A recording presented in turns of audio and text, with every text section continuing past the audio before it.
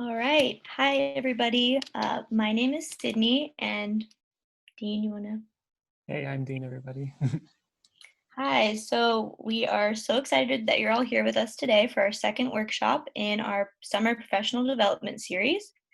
And today we're going to be talking about undergraduate research and post-bac jobs. So if you have any questions, feel free to post them in the little Q&A tab as we talk, and we'll try to get through them as we're presenting, and then afterwards in the Q&A section.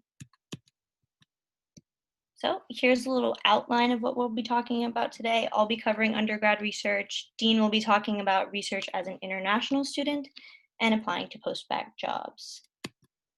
So just a little background about me. I just graduated from UC Berkeley, go Bears, with my degree in psych and a minor in gender and women's studies. And at Berkeley, I was a part of two different labs as a research assistant. I worked in a clinical psych lab, and that was back when I wanted to be a clinical psychologist. And I also worked as an RA in a social psych lab. And I ended up doing my honors thesis with the social psych lab. And it was really cool because I got to present at the Society for Personality and Social Psychology conference in New Orleans, which was right before coronavirus happened. It was super fun. And then after I graduated, I started working here in the lab at Stanford. So I actually just started in July, so this is all very new to me. Um, but yeah, I'm excited to talk to you about a topic I know a lot about, which is undergrad research. So first thing, why research? So doing research in undergrad is really a great way to explore your interests, see how research is conducted, see if you even like it before thinking about grad school, thinking about, becoming like a professor. And it's really good to start in undergrad to start making connections with graduate students and faculty so that you have people to, for example, write you letters of recommendation or just to like get advice on general life things and academic things. And of course, doing research in undergrad is really important for helping you prepare for graduate school. It's a really good idea to get started early so that you can get the experience because experience doing research is like one of the big factors determining if you get into graduate school for a lot of programs. So yeah, one of the ways you can get research is by being a research assistant. And so research assistants typically work directly with graduate students or postdocs, and they help with projects like recruiting participants, collecting data, setting up experiments.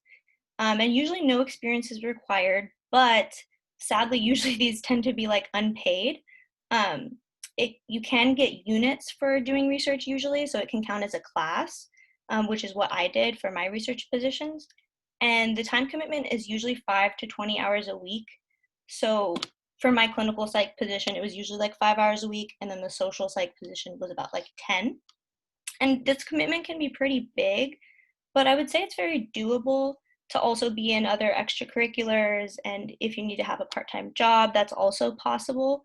Like I had a part time job pretty much all throughout undergrad and was still able to do research. So you'll be super busy, but like I said, totally doable. So getting an RA position, one way to do this is through applying to a research apprenticeship program. And these are usually programs where you can apply to work on a specific project with a graduate student. And it usually requires some sort of time commitment and an application and interview. So I know at like UCs, like at UC Berkeley, they have this program called URAP, which is the Undergrad Research Apprenticeship Program. And I think a lot of other schools have these programs as well. But another way to get an RA position is just to directly contact faculty and grad students. So if you're in a class with a professor and you really enjoy the topics and you want to get involved in their research, you can just go to office hours and ask them if they have any positions available. Better yet, go to grad student instructor office hours because they're the ones that are usually looking for research assistants. And you can also go to your psych department website and look at the research labs on there, look at what they cover, and you can contact graduate students via email if you don't know them. So some tips for cold emailing graduate students and faculty if you want to is first you want to keep it short and sweet because academics are usually super busy, they get a lot of emails. So in the email, just like introduce yourself, like my name is Sydney and I'm currently taking your clinical psych class. And then express interest in their research area. Maybe you want to go to grad school. You can mention I'm interested in getting involved in research so that I can potentially apply to grad school. And then just ask if they're looking for any RAs.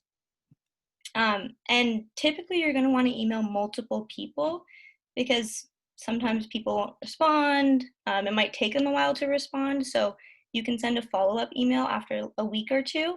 And then if they don't respond, just move on and contact other people. And this is actually how I got both of my research positions in undergrad. I just emailed like a ton of people. I think I emailed maybe like 10 people to get my social psych research position. So yeah, don't be discouraged if people don't answer. Sometimes they just don't need any help and they just won't respond. Yeah, so once you get like an interview for a research assistant position, I would recommend that you be really honest about your experience and knowledge.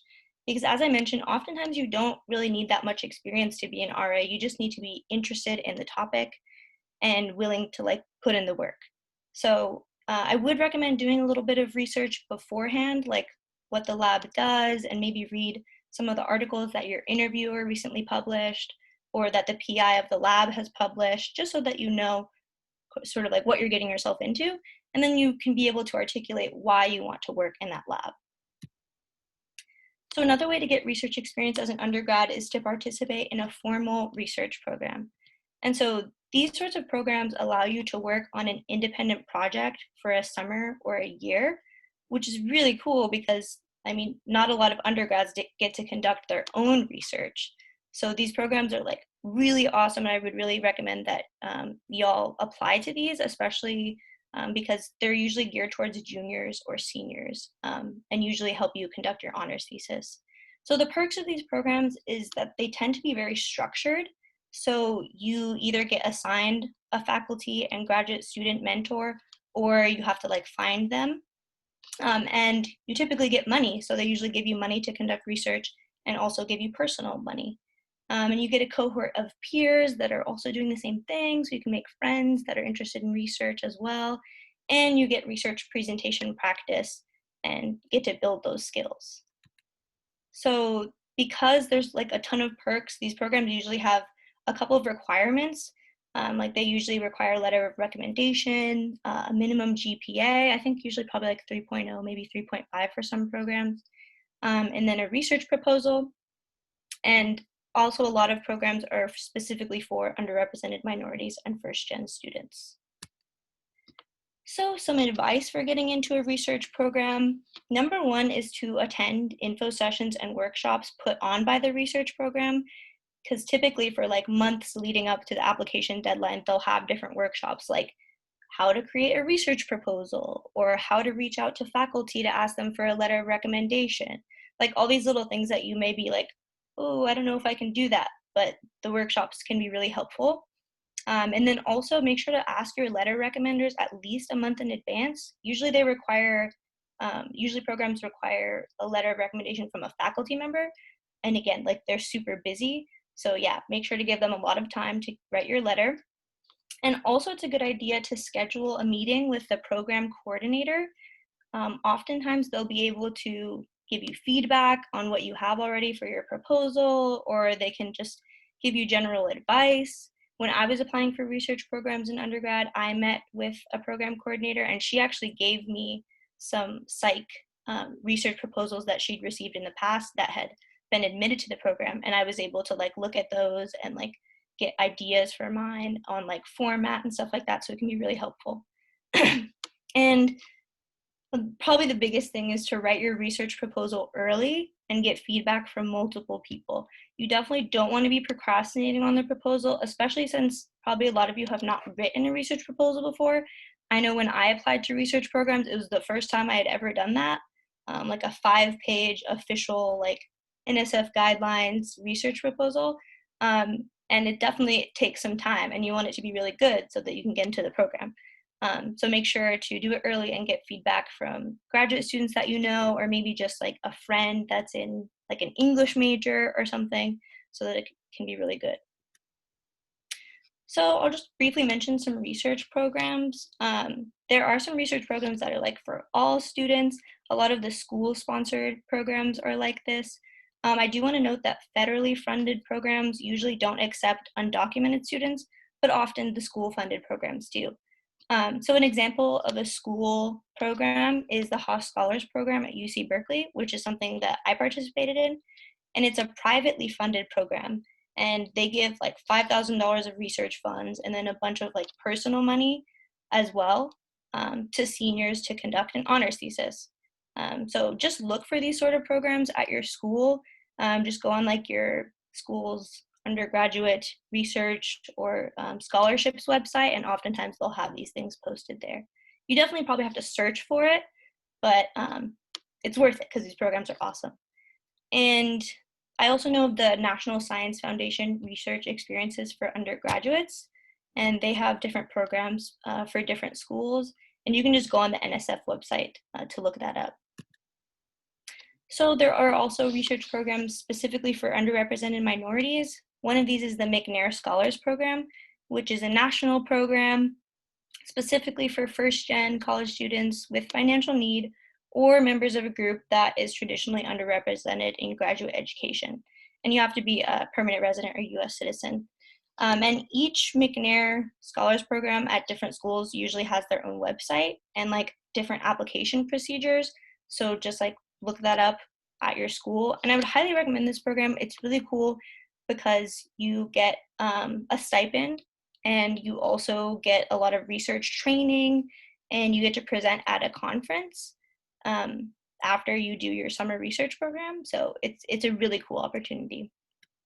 And another program that's similar is the Mellon Mays program. And to be part of it, you have to be a member of a traditionally underrepresented group in higher education and also be a permanent resident or US citizen. Mellon Mays is like a 2-year long program. So you apply at the end of your sophomore year or early junior year. And it's really cool because you get 2 years of training in your undergraduate, and it's really focused on helping people apply for graduate school. Yeah, so if your school doesn't conduct research, I would just recommend finding other programs. You can apply to summer research programs at other schools, or you can just apply to local universities. Just reach out, cold email people, and express your interest. And I'm sure grad students and professors will be open to having RAs from other schools, because if you reach out, that really shows that you're putting in like the initiative and have like the work ethic to, participate in that. So don't think that there's no way you can do research if your school doesn't do research. Just look for opportunities elsewhere. All right, so now Dean is gonna hop in and he'll be talking through the rest of this. Hey, everybody. Yeah, I'm Dean. I am a full-time RA also in Stanford Social Neuroscience Lab. Yeah, can you click one, Sydney? Thank you. Yeah, I did my undergrad in Hebrew University of Jerusalem in Israel. And so I'm going to talk a little bit about undergraduate research as an international student. And then I did my master's at NYU, master's of psychology. And now, yeah, I am at Stanford working as a full-time RA, like I said. Yeah, so I'm going to talk a little bit about international student research experience. Yeah, so some of you are international students right now, and you may be interested in going to grad school in the US. It presents a whole lot of different hardships, right? Like the whole experience is different. So I can speak to my experience and some of the things I heard, but I understand it varies widely by country and school. But generally speaking, there's much less research opportunities outside of the US, unfortunately, than in big schools in the US. So you're kind of already coming with a disadvantage when you're approaching this. but that's okay. There are certain things you can do within your universities. You just have to be a lot more active about it to do it. And I was surprised at like how much my work as an undergrad in Hebrew University was actually valued in the U.S. Like if you go to like a school that is known, then people probably know the person you're working with, or at least know their name, and that helps a lot when you're applying later to schools in the U.S. So there's also an opportunity to go and do research travel programs as undergrads. You should probably ask your school or your country's education authorities. I know in Europe it's pretty common. There are EU opportunities and funding opportunities to go study in the US or do research in the US. And there's also a service that American embassies provide. I went to do this in Tel Aviv. I went to the American embassy before applying to grad school from Israel, and they basically provide with a bunch of different tips and like funding opportunities that you can apply to. So it's definitely worth checking that out. I was surprised at how resourceful they were. Yeah. And now I'm going to talk a little bit about applying to post-Bacc jobs. Yeah, so the question is if you're an undergrad right now, for example, and if you want to apply straight to grad school, right? So before doing that, just know that it's a big commitment, right? You're gonna go to a place for 5 years working with a person, and for 5 years with one person, and you don't really know how it's going to turn out, right? There's this very recent tweet that sparked this big debate on Twitter on like when to apply to grad school. So this person finished her PhD at 26, and she regrets this, right? And it sparked kind of a lot of debate because some people said that they went to grad school early and they don't regret it at all, and they think it's a great opportunity to do in your 20s. But a lot of people were also like, no, it's a good chance once you finish undergrad to take a break, kind of reassess your personal life, and then go into grad school when you're more ready. And there's no rush, right, to do it right away. The debate, I think, on Twitter, but has mostly been about personal lives. But I think there's also something to say about the academic interests that you can develop while you take this break, right? So a good opportunity to do that is to just work as a full-time research staff in a lab. That way, yeah, the commitment isn't for 5 years, right? It's usually for 2 years, and you can develop your interests as you go. So part of the benefits of doing post-Bacc jobs, right, is you do research a lot, right? You're very focused on research, which is nice. It's compared to undergrad and after that in grad school, your main focus is just supporting research or doing your own research. You don't have any classes to take. You don't have any classes to teach. So it's like a really good opportunity to just like hone in on your research skills, right? And for a lot of us in this position, right, it's a good opportunity for us to find our interests. Like we're not expected to fully develop our interests at this point or have a clear research program ahead. And this is a good opportunity to sort of discover and develop them as we go. While we're doing it, so a lot of the times we're kind of asked to support others' research, and that helps us develop skills that can be really helpful later on. So I'm trying to treat this experience as kind of really developing my methods and my skills as I'm kind of setting in on my research interests as well, right? And this kind of gives you a better sense. Can you go up, Sydney?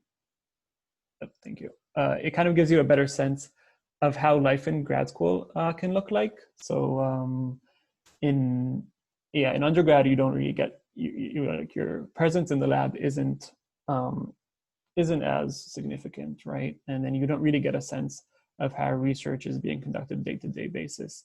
When you're in a lab working full-time, you see that firsthand, right? And you get to see how grad students live their lives, how other postdocs or faculty members, and it gives you a better sense of how, if you even want to do it or how you want to do it when you get to it. I think it prepares you really well to make the best you can to grad school, right?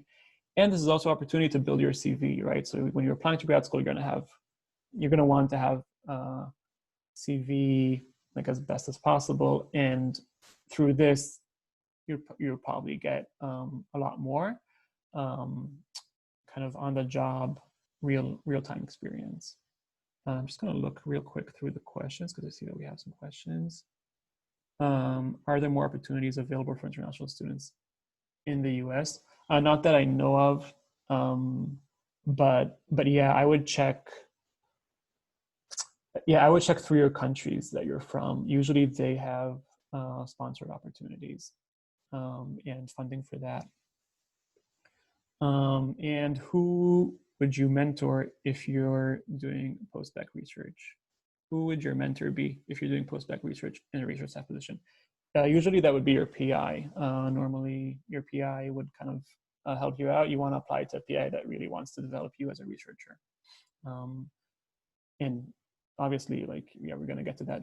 It's not as easy to choose a PI. I mean, they choose you more than you choose them. But it's really good to have that in mind.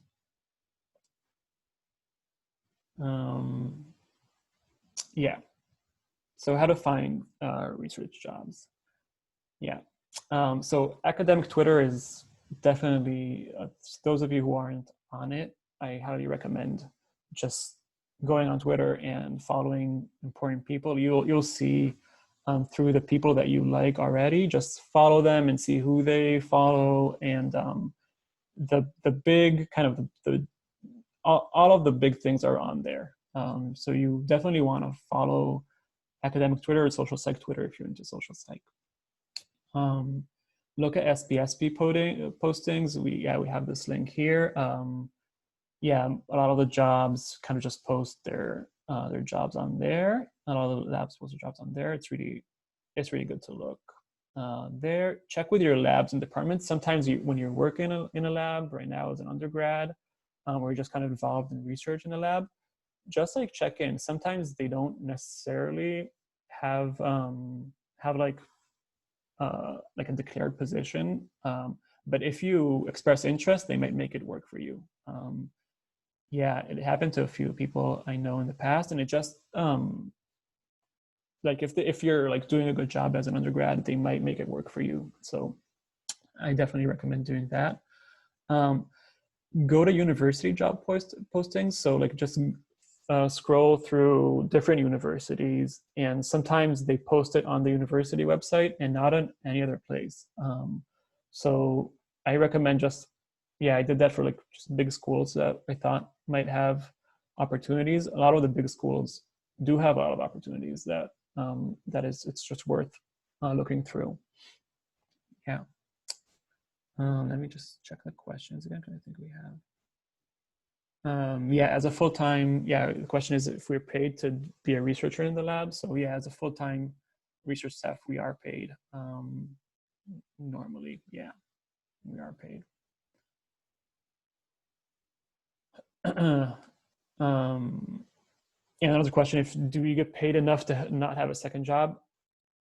I mean, I can say for myself that I do. I don't know other places. Sometimes it's part-time, depending on the job you get.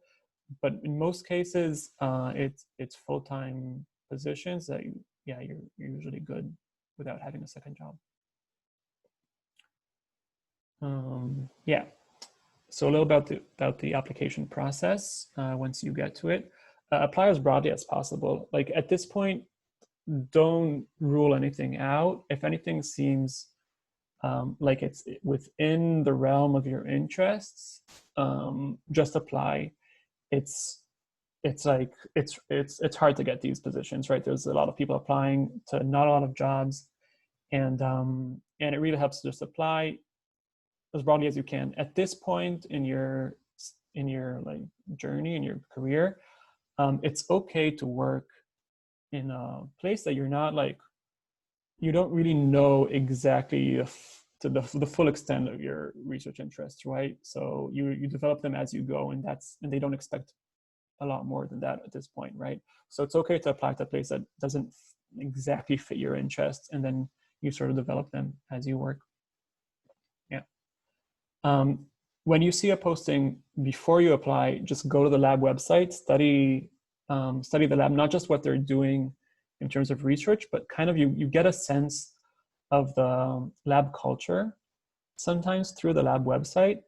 It really helps in how you want to frame your letter. Yeah, we're gonna get to that in a second too. So yeah, your cover letter matters a lot, right? Yeah, a lot of places want to see that you're highly committed to research, and they understand, right, that this is like a stepping stone for grad school. So you're usually doing this in order to get into a good grad school program, and so they want to see sort of what you plan to do and how you plan to do it during this job and right after this job too, right? So like, what are your plans as a researcher? Try to convey that as like clearly as possible in your cover letter, and depending on the job you apply to, and this is also depending on the research you do on the specific lab you apply to, you either want to really emphasize your skills. If that's like an RA position for a specific project, sometimes they really just want someone that can handle the job at the moment, right? So like they need someone that has a certain area of expertise, and that's what you're going to do. So emphasize that, right? If you're applying to like lab manager jobs, it could be more broad, and you basically just want to show that you're committed and that you take initiative and you can think for yourself. So yeah, so really study the job and the lab before writing your letters. It can really help. So for the interviews, from my experience, it varies quite a lot. Sometimes you're like, in some cases you might straightly go ahead and interview with a PI for just one interview. Oftentimes you first interview with the lab manager, and then you go on to interview with the PI. So it really varies. I think generally in interviews you just want to be as honest as you can, and don't try to like overfit your research interests to the lab's research, right? You want to show that you can think independently and talk about what really excites you. If it fits with the lab, that's great. Like usually you'll have some areas in which it'll fit, but like don't shy away from your own research interests. I think it's really important that they know you can think for yourself, right? And this is like, the person you're talking to is like likely an expert in this field, right? So you unless you're like really right in this area of research, you don't want to come off as someone that just speaks nonsense, right? You want to talk about your research, and if there's areas in which they overlap with the lab research, that's great. Bring it up and really try to emphasize how you can contribute to their research as well, right? I'm just going to briefly go over some questions. So I see that we have quite a lot. Are there typically positions available, or does it vary a lot depending on the time of year? Usually positions are available during the summer. So I like now might even be a little late. Some of these positions, like they start posting them around June, but I'd still look for positions right now. Yeah, some of them are posted at like May or June, and they start around August or September, or like late July. What are the biggest challenges you face as an international student? I'll save this one for later for the Q&A. How much research experience is generally expected of an undergrad? Will COVID change their expectations in the coming application cycles? That's a good point. Generally, you do want to see some kind of research experience as an undergrad when you apply to these things. So when you're evaluating applications for these things, but it's not all that matters, right? Like it's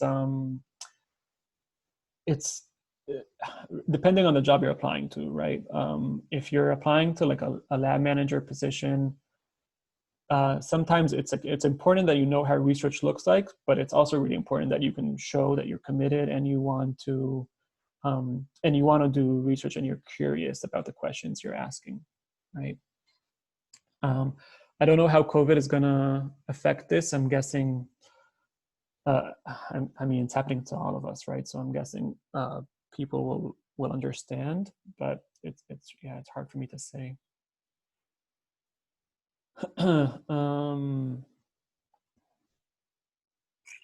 Yeah, how is it like being an RA during quarantine? We'll just keep that for the RN for the Q&A. Okay, how many positions did you apply to, given how competitive position spots are? Yeah, I applied to a lot, maybe like 30, 20, like more than 20 for sure, maybe like 30 positions. And you hear back from quite a lot, I think, because there's no like the price for them to like just hear you out isn't that big of a price. It's not like grad school that they invite you over for an interview. So I heard back from maybe like half of them of the places I applied to. Yeah, but you want to just apply as broadly as possible, I think. Okay, yeah, there's more questions, but we'll keep them for the Q&A. Okay, so what to expect on the job once you start? Yeah, so this is not grad school, right? You're not a grad student yet. You're gonna, for good and for bad, right? Like this, it's good to, there's like the expectations of you are different, and you're not in such a rush to like publish all the time or to produce all the time. And this also this also changes how you approach work, right? You're supporting research for the lab. So it's great when you come up with your own research interests or your own research ideas, but it's not, but depending on the lab you go to, right? Like some of them will just ask you to do a specific task and you're going to do it. Yeah, can you go one ahead, Sydney? Yeah, so you're going to like be asked to do like these like boring or administrative tasks, but just remember that those are valuable experiences too, right? Like it's I think I'm not in grad school yet, but from what I gather, when you go to grad school, it's not like these things stop. You're going to have to do boring administrative tasks when you're in grad school too. So there's no like reason to see these things as not like research related or academic related. They prepare you for the job for grad school just as much as doing like your own research project, right? When you start, this is what Jamil, my PI, did, and I thought it was really helpful. He sort of sat me down, and we talked, and then what he said is he's like, okay, you're going to apply to grad school in about a year and a half. So like usually these jobs are for 2 years, and then you apply by December of your second year. So what we said is, okay, you have around a year and a half, a little less than a year and a half, to build your application, right? And let's think, we can start planning ahead to how we want this application to look like, right? And we don't need to like decide right away what your specific research interests are, but you want to build a research program that will go well with your plans for the future. right? So you want to be able to talk in your statement of purpose when you apply to grad school about what you want to do in grad school, and you kind of want to speak to how your experience on the job can kind of help you do that, right?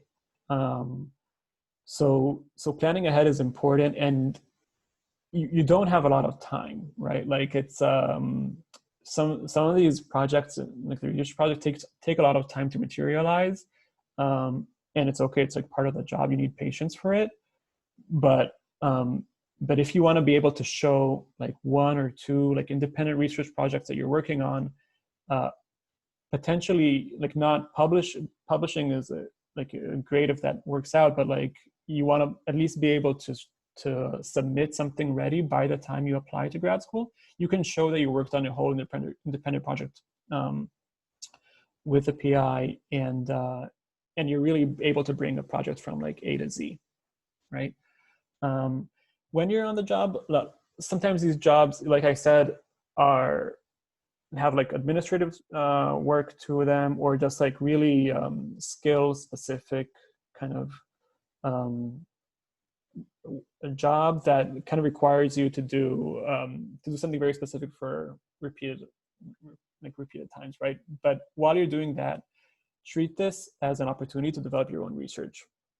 Some PIs will be more supporting of that than others, but I'm guessing most PIs, if you show initiative and you want to do your own research, they'll be on board, right? So try to develop your own research. This might have to happen outside of your working hours.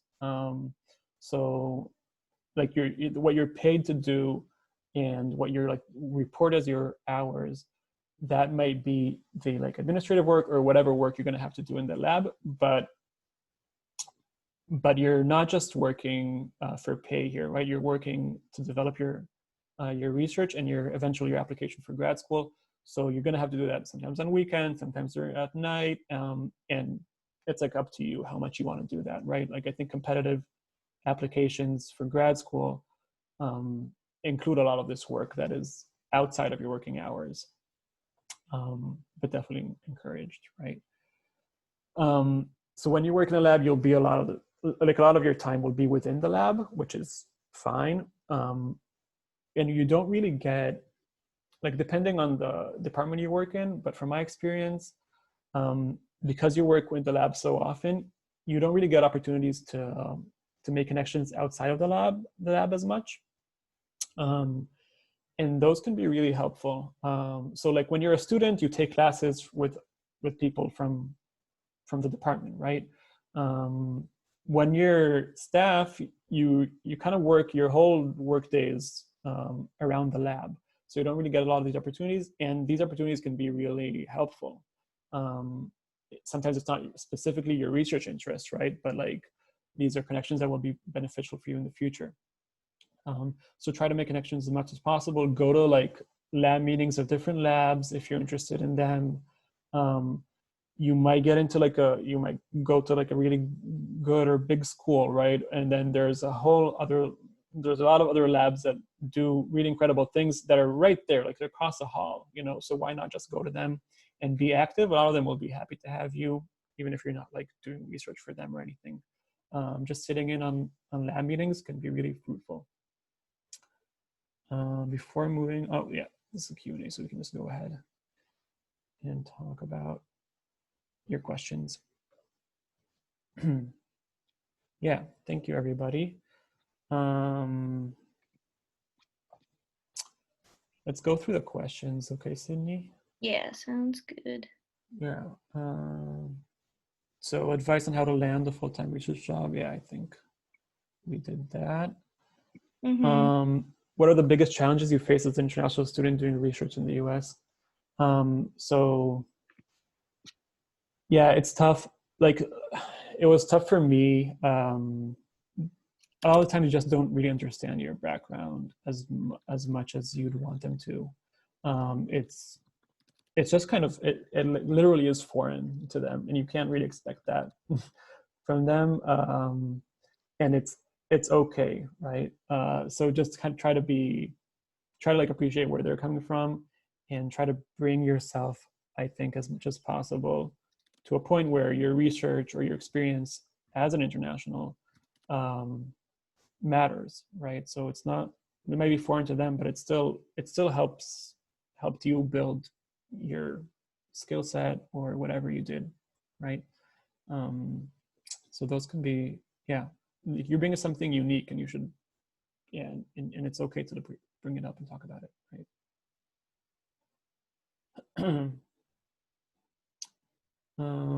What is it like to be being an RA during quarantine?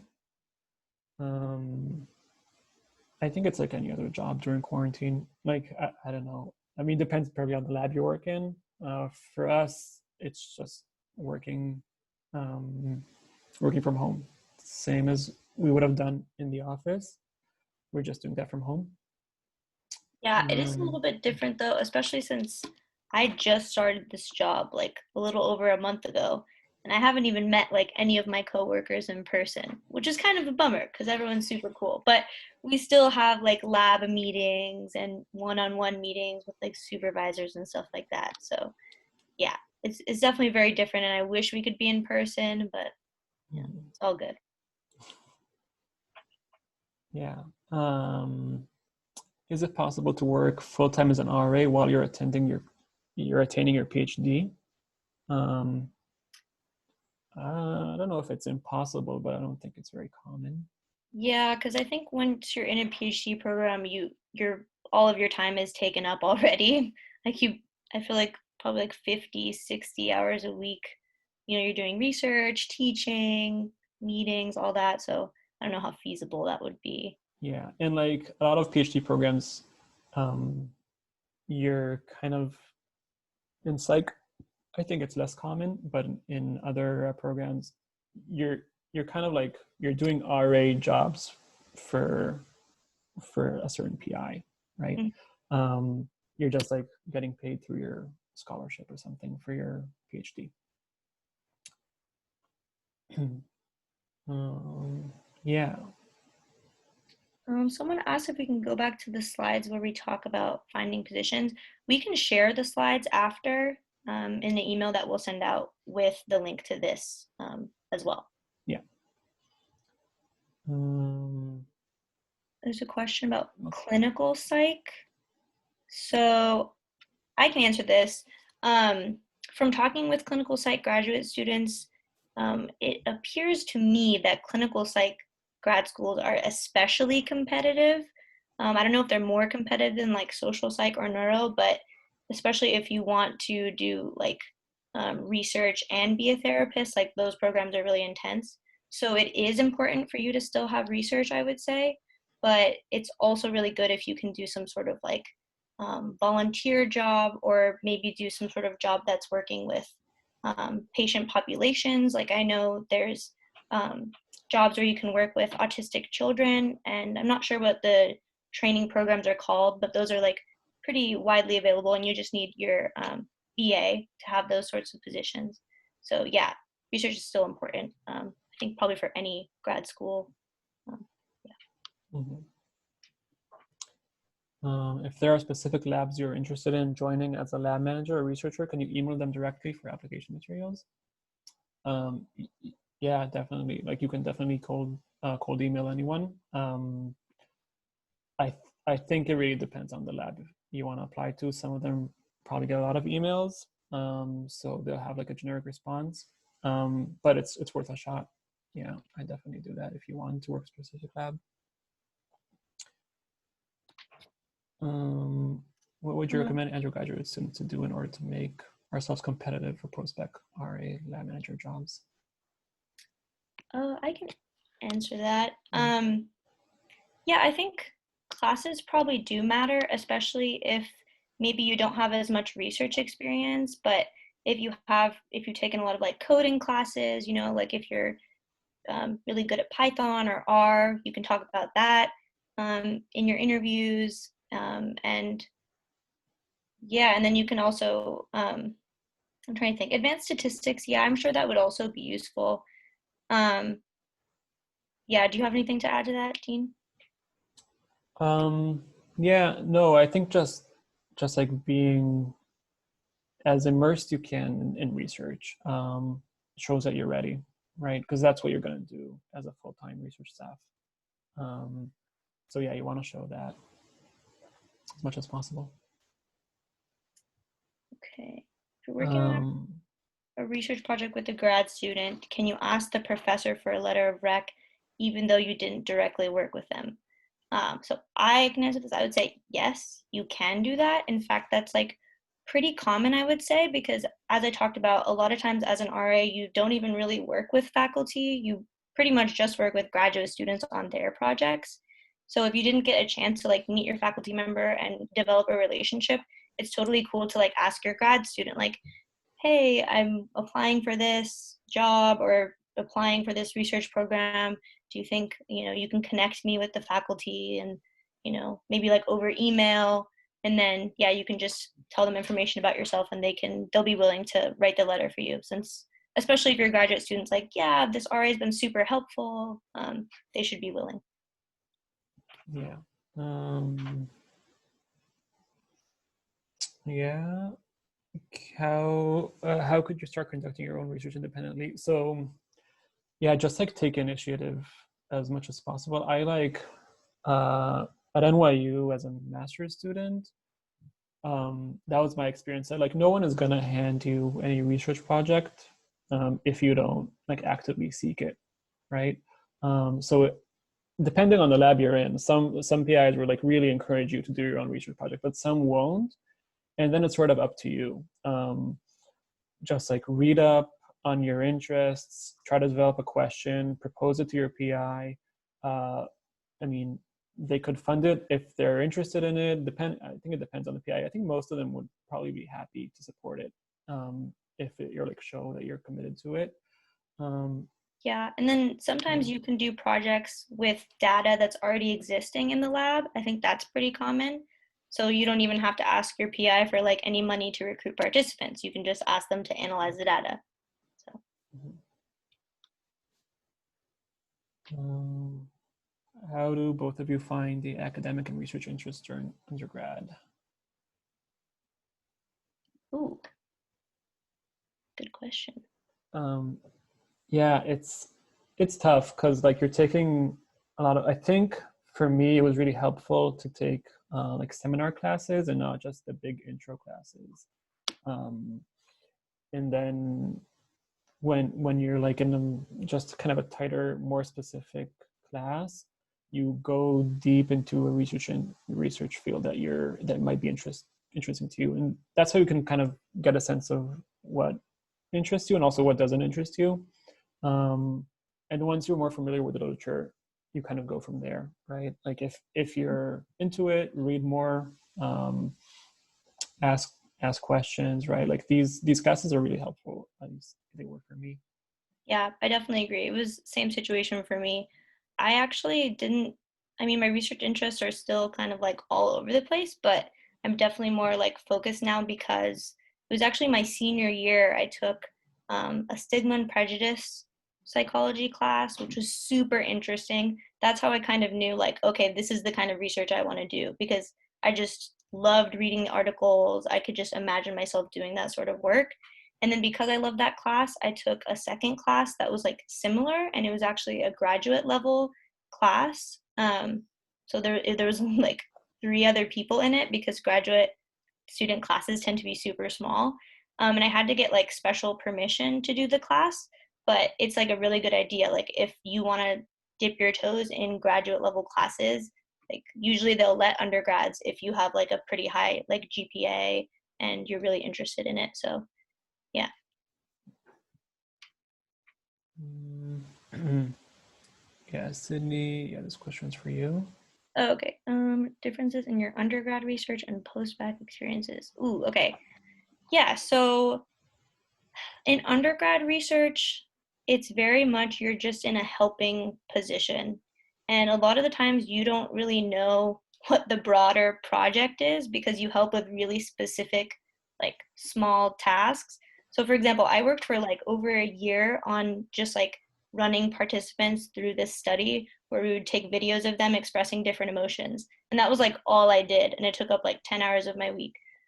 So it's very much you're doing like the grunt work, but it's cool because you get to participate in the research, and then eventually you get to see the results once the grad student like analyzes it. So yeah, it's definitely very different from now. In this research position, I get to be involved in like everything, and I get to conduct my own lit reviews, and we talk about research, and it's very much more involved in the research process than RAs. How to apply for an online research program during quarantine? I don't know. I mean, yeah, I don't know. I think it's a similar like process, but I didn't try. Yeah, I would just like look it up through the resources we gave. I'm guessing they would be helpful. Yeah.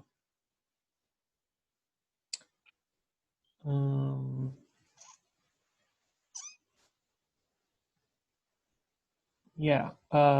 Would you please share some interesting research topics you have done? Yeah, I can talk a little bit about my research in the lab. So, yeah, so I think this maybe actually is a good example of like developing your own research while still doing what you're brought in for. So I was brought in for a specific project, a project examining social networks on campus, where kind of students nominate other students for different types of networks. But that's not, but so that's like what I'm getting paid for, right? But that's not the only thing I'm doing. I wanted to like develop my own research projects too, right? So and Jamil, our PI, has been super helpful in kind of promoting that. So I'm doing research right now on this like belief in zero sum happiness. If people believe that happiness is zero sum, and does that predict or affect pro-social behavior? So if you think that when you help someone else and make them happier, will you be less happy or not, right? So yeah, we conducted a few studies. We're planning to conduct more, and then we always have that goal of by December, when I apply to grad school, I'll have something more or less finished to talk about. So we probably won't have like a paper ready by then, but we will have probably finished all of the data collection and analyses, so I can talk about them in my letter and then in my interviews if I'm lucky to get them. Okay, so I have a question. I major in behavioral neuroscience. What kind of labs would be more beneficial for me? Is it going to be helpful if I apply for a social psych program for graduate school?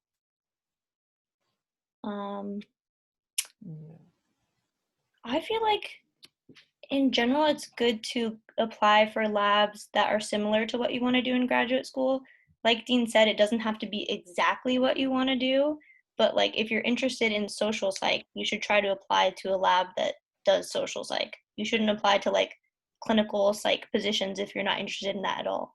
And there's definitely also like neuroscience labs too. So yeah, you should try to get it as close to your interest as possible, but it doesn't have to be exact. Yeah, like right now we're in a social neuroscience lab, but I don't have any neuroscience experience, and that's okay, right? Like it's also okay to get that experience as you go if you want to, right? Yeah.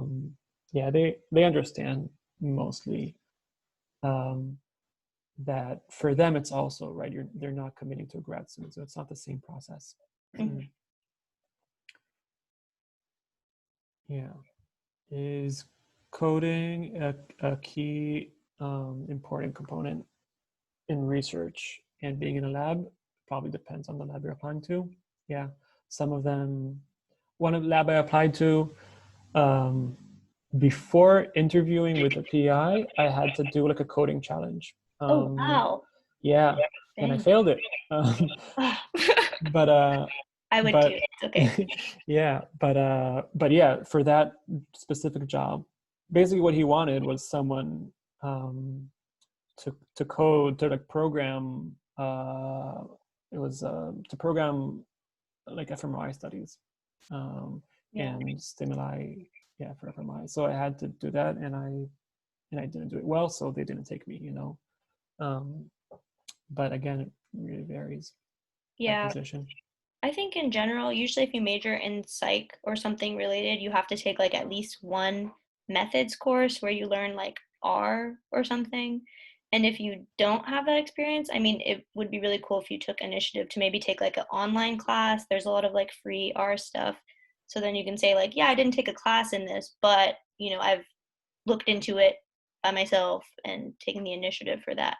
So yeah, I don't think it's 100% necessary to be super good at coding, but some experience is probably good. Yeah, for sure.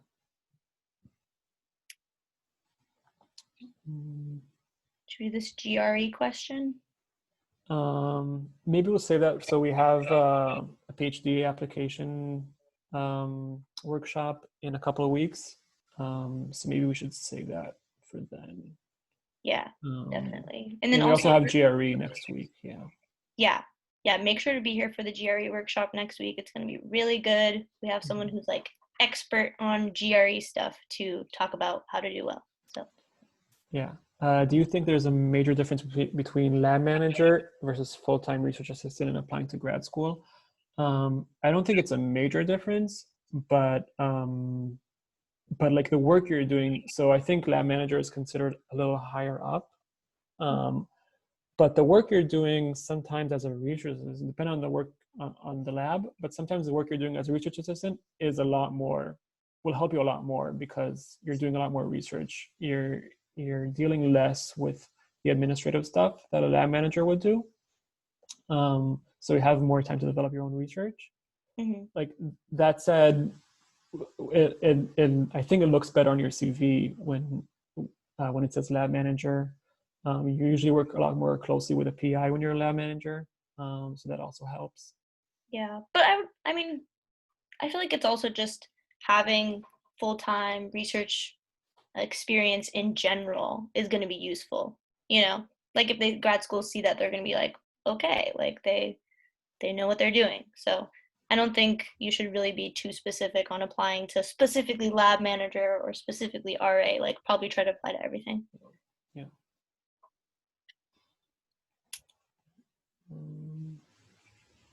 Oh, there's what if you are extremely involved in every aspect of undergrad research? Will that be more helpful when applying to post-bac research positions? Dean, do you have? Yeah. Yeah, for sure. Like as the more wide or the more varied your experience as an undergrad, the better positions you'll be when applying to these jobs, because it'll just resemble the actual job more closely. Yeah.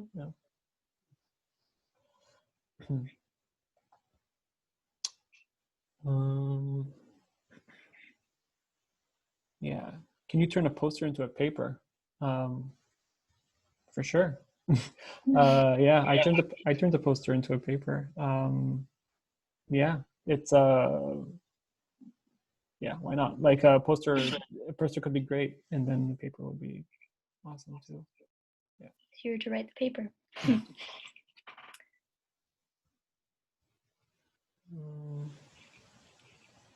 During your interview process, what type of things should you look for or ask you to ensure that you can gain a post-bac that is best beneficial for grad school preparation? Yeah, that's a really important question, actually.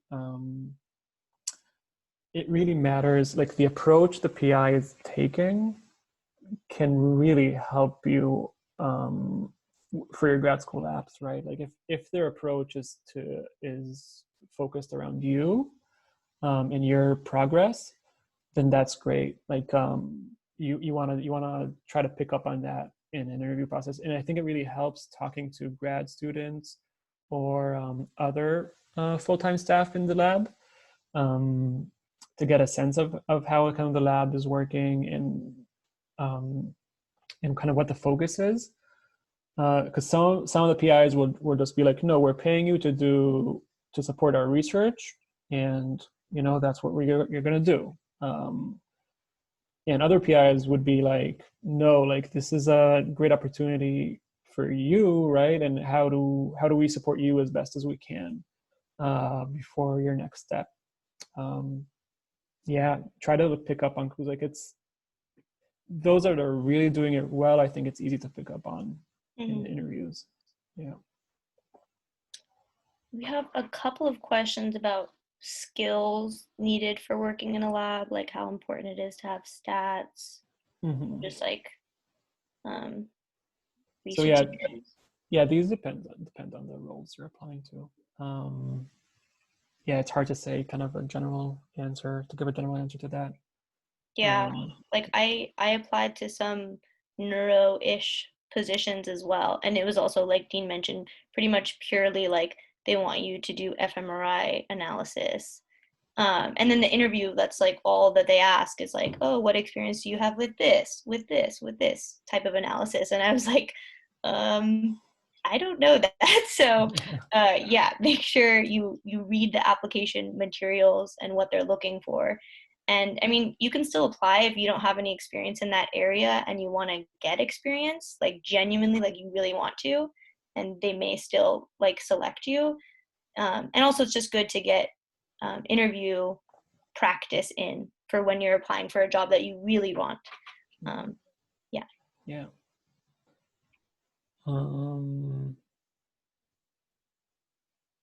Are you using your F1 OPT? Yeah. Yeah. So as an international student, I'm an F1 student, and then for psych, you also get STEM OPT. So usually OPT is for 1 year, but then you can expand that for 2 more years. Extend that for 2 more years. Yeah, to work after school. Yeah, those are really helpful, and you usually get them. Like it shouldn't be that big of a deal if you have a job, right? That's related to your studies. Okay. More questions? Yeah, there's a questions in the chat.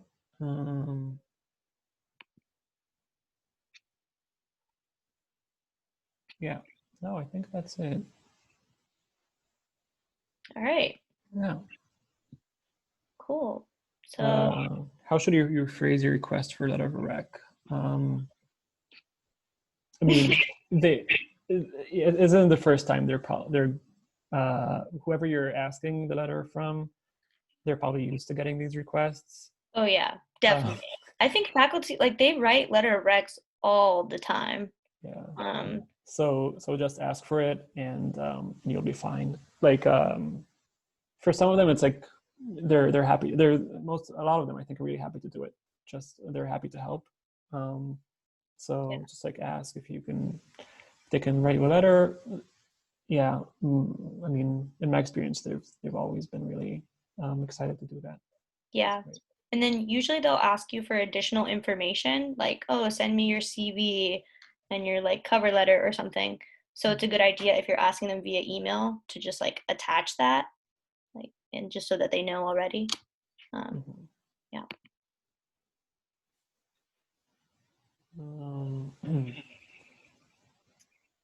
Any suggestions for switching type of psych?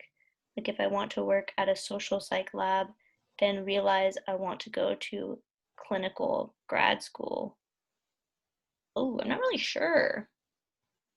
I mean, it happens. Like I think so. A lot of actually people in our lab in the past, this isn't a clinical lab at all. Like it's a social neuroscience lab, but a lot of people go on to clinical programs from this lab because we're interested in things like well-being and emotions, and the research you're doing is still valuable.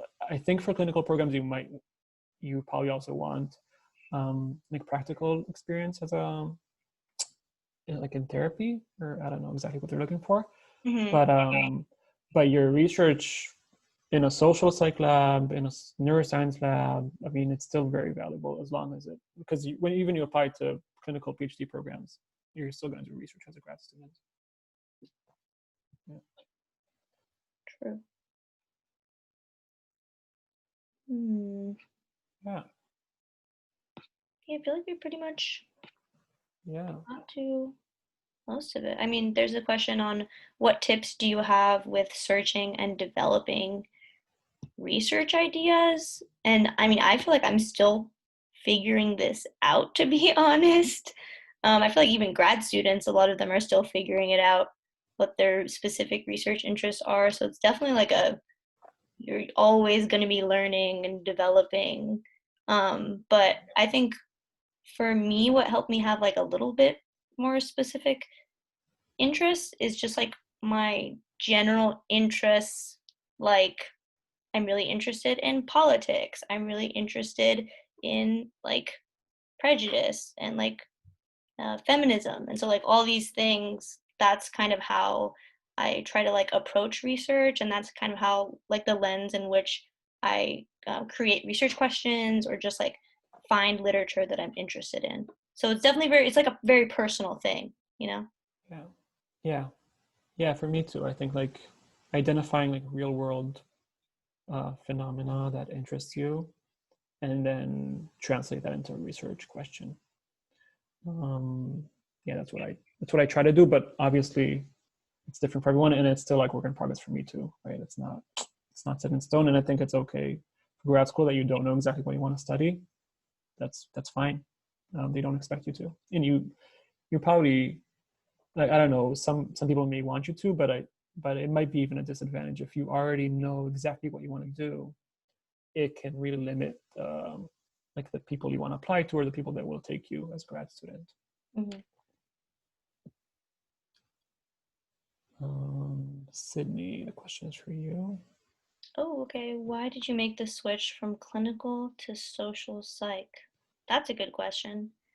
So, um, it was really based on the research that I was doing actually, because I was working with a graduate student who was doing, trying to enhance cognitive behavioral therapy methods.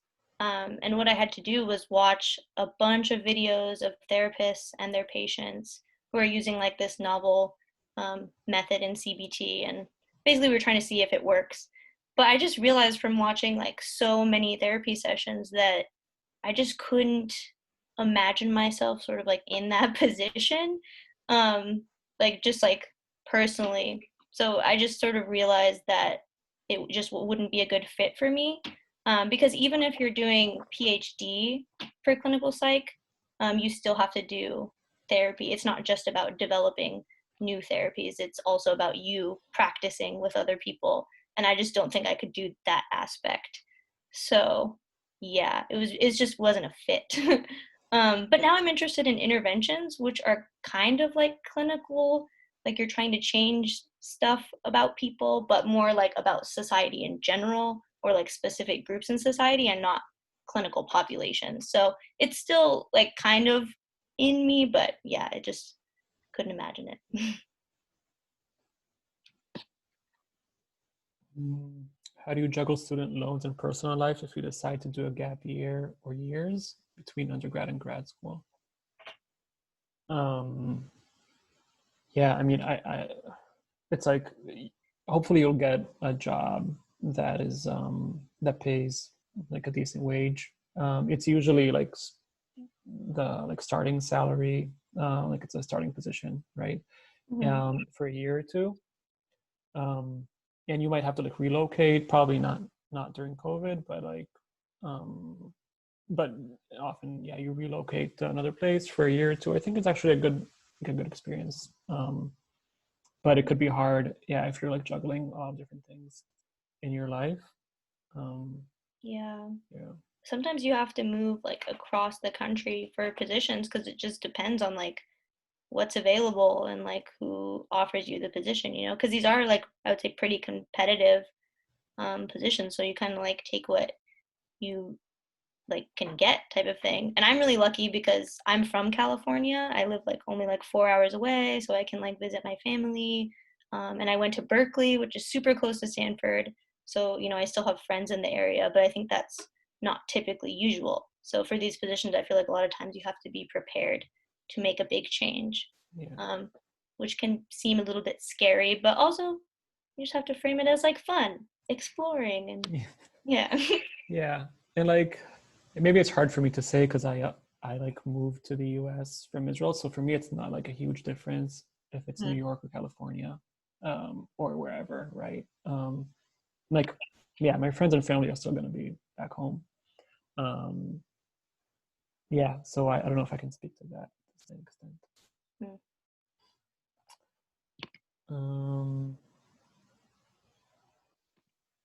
Yeah, I think we're good. Or the last question.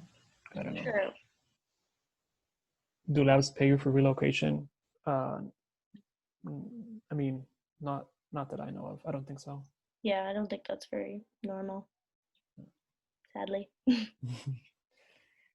All right. Yeah, thank you, everybody. This was great. Fun. Hopefully we gave you some insightful information and helped you in some way. And then if you want to watch this video again, any specific part, again, we're going to be sharing it afterwards. And we'll also share the slides with you to get that info on the slides. So. Yep. Yeah. And be sure on Tuesday next week at 10:30 Pacific, there's going to be a GRE session with like really valuable tips on taking the GRE if you want to join. Yep. All right. Thank you. Bye, everybody.